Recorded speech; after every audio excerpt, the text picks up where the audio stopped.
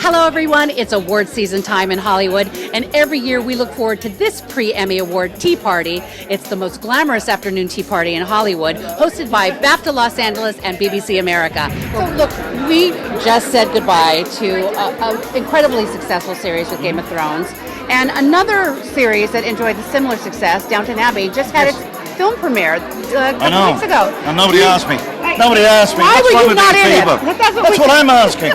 That's why I keep asking my agent. Long lost brother of Mr. Carson. It's done incredibly well, hasn't it? I think there was an opening weekend, was brilliant in England. #1 in England. Why don't they have a series of films of it? There's no reason why it shouldn't be. And it's loved over here, isn't it? In the States. Absolutely is. It's adored. So do you see the same thing for Game of Thrones, maybe a feature film? Ooh, well, well, maybe. We could call the first feature Better Call Davos, wouldn't we? I think so. We don't need all the rest of it, right? No, just me. I'll carry the whole thing. So how was it saying goodbye to the series after so long? It's really weird. I mean, we saw it coming, obviously.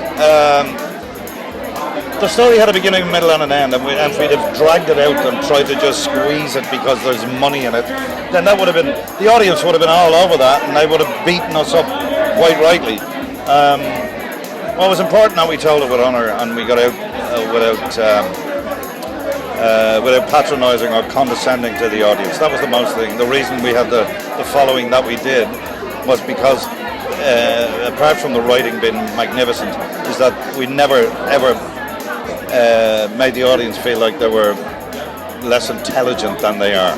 You didn't play down to them. No. And speaking of the fandom, the fans really were what supported that show. Yeah. I mean, talk to me about that presence, their presence, and how that influenced the series. Well, it's extraordinary. I've opened there's a beautiful exhibition that I opened in Northern Ireland, which was there for about 3 months, and I'm trying to, if I can get the time off, to open it in Madrid, and it's going around the world. But it's the real stuff. It's not pretend or facsimiles. It's the actual costumes we wore. It's the real props that we used, and it has gone through the roof in Northern Ireland. People have been flying in to see it, and it's like genuinely one. And that's the level of interest that the costumes, which are beautiful,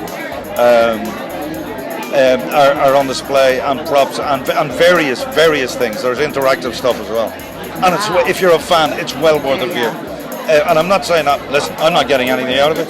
Go along and see it. If you're a fan, you'll love it. Well, I intend to, because it was just really an amazing series. Yeah, it's extraordinary. And, it'll live on forever in streaming, won't it? I think people will rediscover it. Yeah. I think people who are now 10 years old, in 10 years' time or 6 years' time, they'll go, well, what's this Game of Thrones thing? And you'll go, you won't believe this. It'll be rediscovered. Now you're going in for afternoon tea. I'm dying for the tea. How do you take your tea? Oh, milk in first, no sugar, and maybe a little dippy biscuit. I love it. Thank you so much for talking to us. Good luck to you. Congratulations. Good evening. Thank you so much for joining us. We'll see you again next year.